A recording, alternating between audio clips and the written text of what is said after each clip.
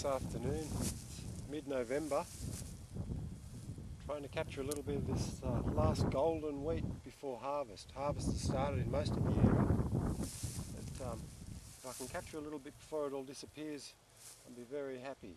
It's a beautiful, rich colour.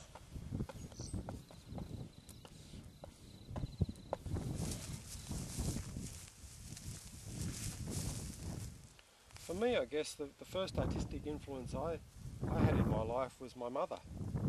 My mother was a landscape painter and a potter, but my earliest memories were of her painting plein air in the opal fields of Lightning Ridge where I grew up.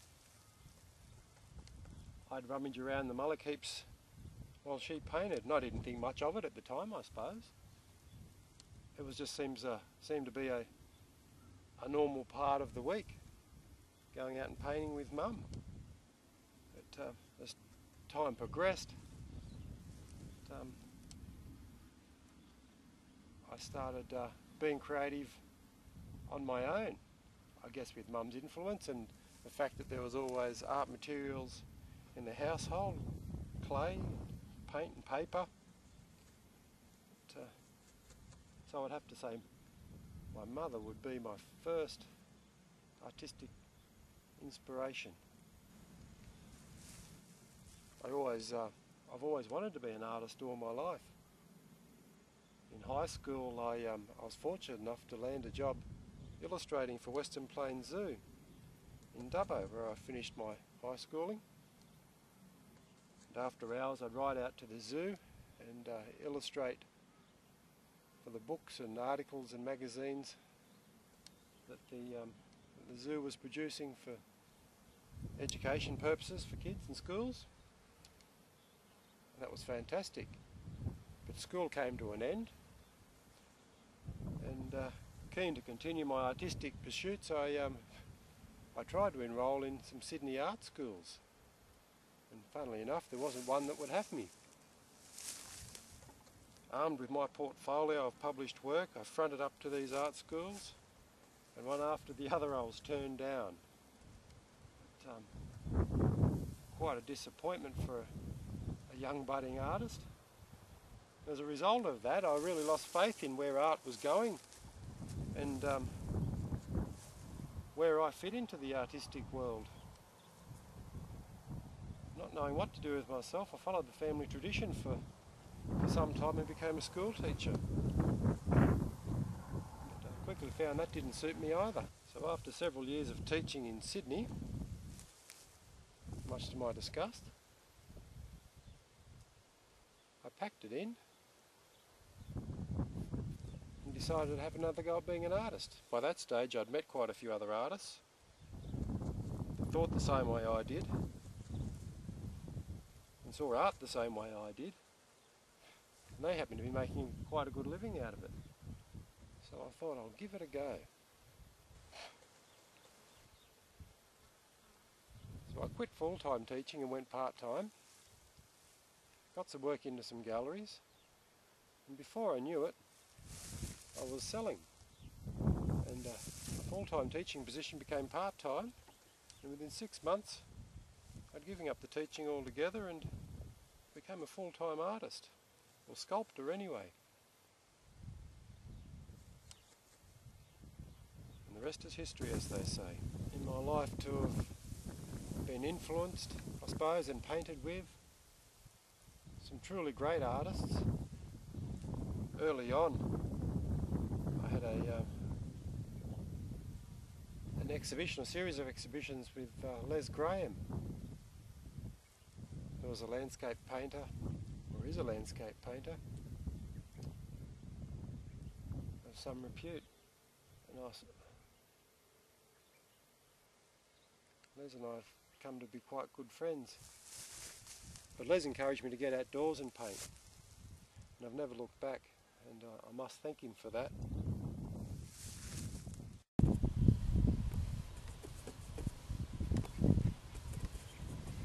I come from a long line of artists. My first forebearer in the country was a Frederick Garling. He was a watercolourist that supposedly painted every ship that came into Sydney Harbour. over a 40-year period. His father, also a Frederick Garling, was the first acting judge advocate for the new colonies, and young Frederick took up a position in customs so that he could be on the water and close to the harbour life. But there's been an artist in every generation since. My mother's a painter, my brother's a painter, my aunties and uncles, my mother's side are all artistic in their own way. It's funny, my father was a school principal. When I told him that I was leaving teaching to become an artist, he was that disgusted he barely spoke to me for 5 years. He eventually came around when he saw that I was doing okay for myself and came to appreciate art a little more so. The fact that he didn't support a career as an artist was a bit ironic, considering he'd come from a long line of artists himself. My mother was an artist, so on and so forth.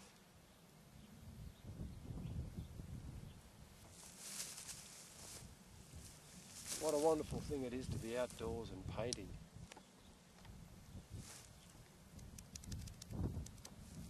I think plein air painting or outdoor painting for me captures everything that I love. I love being outdoors and I love to paint.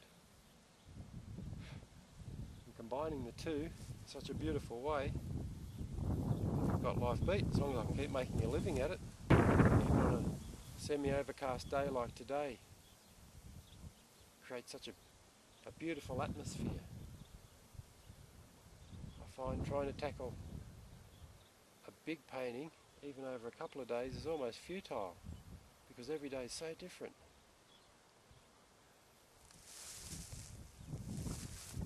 But it keeps you chasing it, it keeps you on your toes. An elusive light and atmosphere. That sounds like a cliche, and it probably is. And I'm sure every landscape painter says the same thing. But you get captured by the light and the atmosphere. And although you probably never really capture it to the extent you'd like, it keeps you trying. And the mere fact that you can't capture exactly what you want, the reason we keep doing it. Trying to understand the landscape, the light in it. It's a magical thing.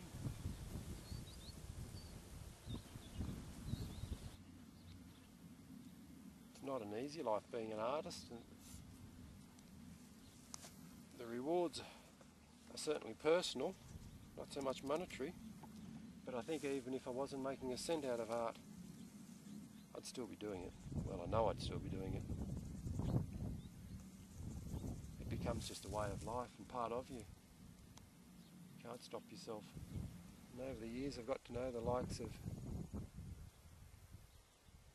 Casey and Bruce, Warwick, John, and all of them have been supportive and influential in their own ways.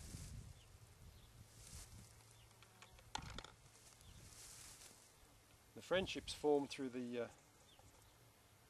Australian Plein Air Artists Group have played a real pivotal role in my career as an artist. Just to be around like-minded people is wonderful. To meet together and paint, talk about art, hopes and aspirations, what you'd like to get out of a day's painting, assess the results at the end of a day. It's not often that an artist with a lonely pursuit gets to do that. And that's probably the number one reason I really enjoy being a part of the group. Almost a kinship.